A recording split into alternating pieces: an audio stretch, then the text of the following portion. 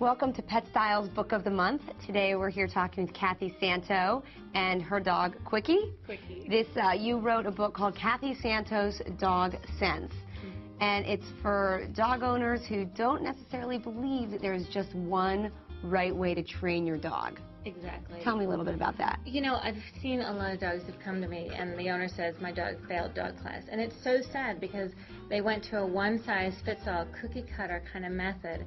And if they really knew who their dog was, if they understood his motivations, his work ethic, a few simple things, they'd be able to train him, and then that dog potentially wouldn't be in a shelter. So your theory is it's not one-size-fits-all.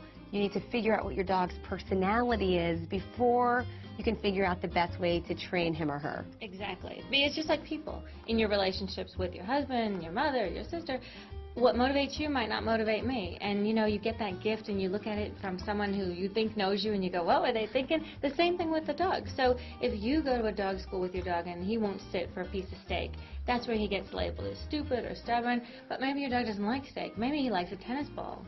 Maybe he likes getting scritches. So you figure out who he is, and then the rest is easy. How are the really quick versions of ways to find out who he or she is, the personality test? A couple of the things you probably already know. So energy level. Is your dog laid back, or is he run around the yard all day? The energy level tells you how long your training session should be. So a high-energy dog like Quick could train for an hour, but a low-energy dog would do better with small, quiet sessions of maybe 10 minutes. Okay. Next would be his motivation. What turns him on? Quick is turned on by everything. Food, toys, sheep, everything. So he's easy to train. But your dog might not like food. It might like a toy. It might like you. It might like just kisses and praise. The other things are emotional sensitivity and physical sensitivity, which you probably already know. Emotional sensitivity, if you move your dog's dish 5 feet to the left, does he have a heart attack? It's like Linus, remember when he went Right. Like, don't take my blanket, don't take my bowl. That's it. So emotional sensitivity means you're going to go a little slower with the training, introduce the ideas a little slower. And then physical sensitivity tells you ultimately when you get to that point where your dog doesn't do something and you need to give a little tug on the collar, you'll know how to give a tug that your dog won't be upset by. A physically tough dog can run into a car, make a dent, and keep running. A physically soft dog, you know, an air molecule hits them and they scream. So very sensitive. You probably know at this point who your dog is. Why did you decide to write the book? I decided because I had 100 students a week and a waiting list a mile long and new calls every day, and I said, you know what, I need to spread what I do around. So write the book and people can do it at home. And so far the reception has been? Wonderful. People whose dogs were this close to getting put in the shelter because they wouldn't train because they thought they were stupid or stubborn are realizing that once they unlock that dog that they have and they figure out who he is, everything falls into place. Speaking of shelters, if you're going to find a dog at a shelter and you sort of want a certain personality type, you know, can you do that with a shelter dog? You can.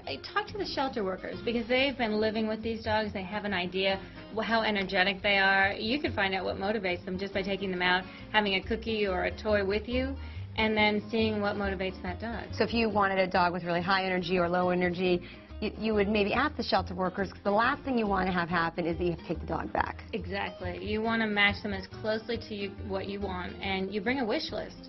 And I say, you know, I want a moderate energy dog, I want a medium-sized dog, and I want a dog who loves food, and then I go for it. And right. Sometimes you have to pass up a dog who might not be the right one for you, but chances are if you took that dog, you might wind up being unhappy with the choice. Right. Well, I love your theory that we have to find out about personalities first, just like people, because Lord knows we can't just, you know, train every man in our life. You gotta. That's my next book. Right? Can you do that next? How to train your husband, right? Find his personality. Another bestseller. Exactly. What is your pet style? Last question. My pet style is on the go, high driving, full of energy, just like the dog that I chose. So Quick is your assistant, really? Quick is my personal assistant. He demos what things should look like. He plays with the other dogs and makes them feel comfortable.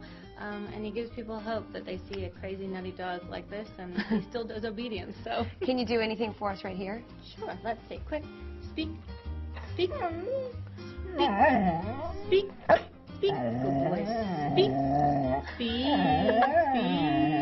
It's a whole song.